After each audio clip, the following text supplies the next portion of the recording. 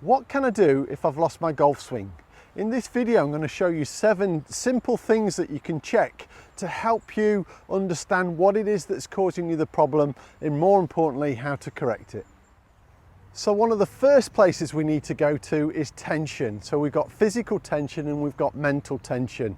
You may have started overthinking your golf swing. You've probably been on YouTube and looked at hundreds of videos that are trying to get yourself back on track, but you've no idea how much tension this is building up in your body and in your mind. So the first thing we've got to do is get your body into a state where it can move properly, and that state is a relaxed state.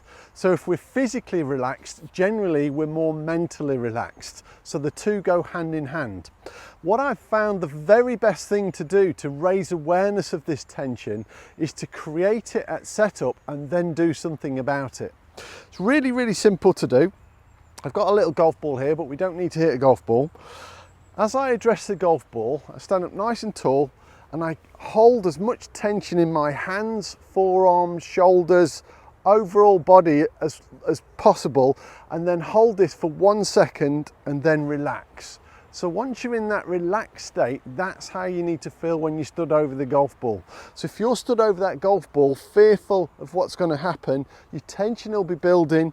You see very often that people take an in-breath, they breathe in, this builds up even more tension. Now your body's in its worst state to move. So the first thing you've got to do is create awareness of tension, hold it for a second, and then let it go. When you're in that relaxed state, then you're ready to play the shot. So that is the very, very first thing I want you to check.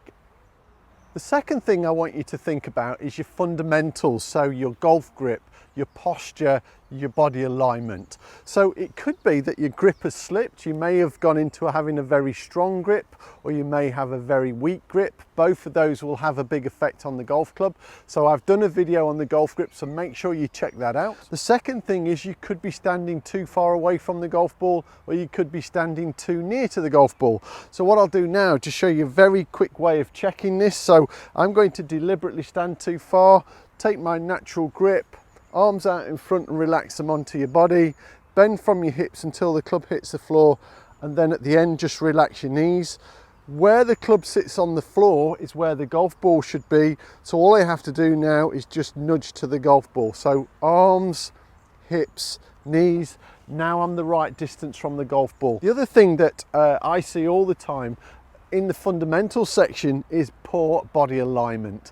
So if your body is aiming offline, so I'm a right-handed golfer, so if my body's aiming too far right, I'll naturally start to try and pull the ball back online, which is going to cause us a problem again. So if my body is too far offline, so I'm aiming to the right or I'm aiming too far to the left, this affects the path that of your swing. This affects your strike and will definitely have a detrimental effect to your ball striking.